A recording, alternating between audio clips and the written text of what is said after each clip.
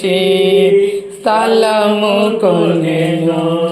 తాను కోరిన స్థలమదే, తాను కోరిన స్థలమదే ప్రభుని గృహము. అన్నోకున్న మా తండ్రి యేసుక్రీస్తు ప్రభా, దీపాలు వందనాలు స్తోత్రాలు చెల్లించుకుంటున్నాను తండ్రి.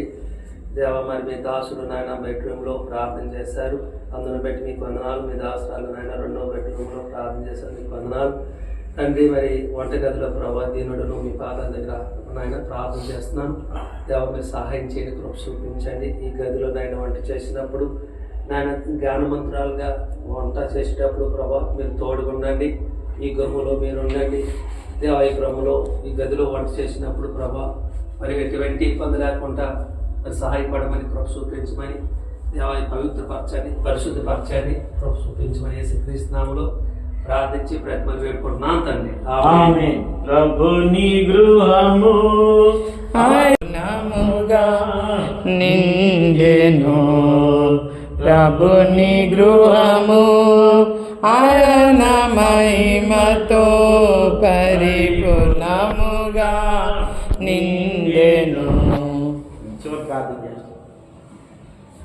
ప్రేమ గల మా ప్రియమైన తండ్రి, మీ కుమారుడైన యేసుక్రీస్తు ప్రభువాని నామమును బట్టి వందనాలు చెల్లిస్తూ మీ పాదం వద్దకు వచ్చాం. మా ప్రియ సోదరు రవి గారిని బట్టి, రూపను బట్టి మీకు వందనాలు. వారిద్దరిని ప్రేమించి ఇచ్చిన బిడ్డలు జస్వికాను బట్టి మీకు వందనాలు. వారిని ప్రేమించి ఇచ్చిన ఈ మంచి గృహాన్ని బట్టి మీకు వందనాలు. మరి పునాది వేసి నాటి నుంచి ఎన్నో సంవత్సరాలు మరి ఇల్లు అవలేదు. అయితే మీ చిత్తానుసారంగా ఈ దినాల అవుట్లో మీరు సహాయపడ్డారు. వారికి కల్పించిన మెటీరియల్ బట్టి మీకు వందనాలు. దేశం బట్టి వందనాలు. పిలిపి 4 పద్ధతుల ప్రకారంగా రిలీజ్ చేసేటువంటి వారి అవసరాలు తీర్చినట్టు కూడా ఎంతో వందనాలు. ఈ విధముగా తండ్రి అన్ని పనులు పూర్తి చేసినట్టుగా సహాయపడ్డారు.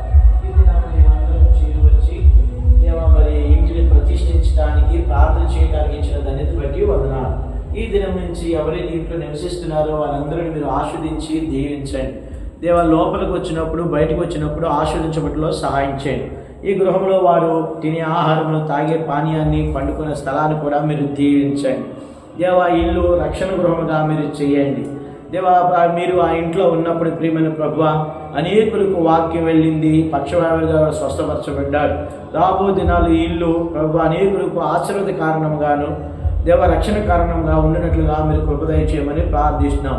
ఇంట్లో నివసించే ప్రతి వారిని దీర్ఘాయుమంతులుగా ఉంచండి, బుద్ధిమంతులు ఎత్తుకోండి. ప్రతి దోషాల నుంచి మీరు తప్పించండి, అసూయపరుల నుంచి తప్పించండి.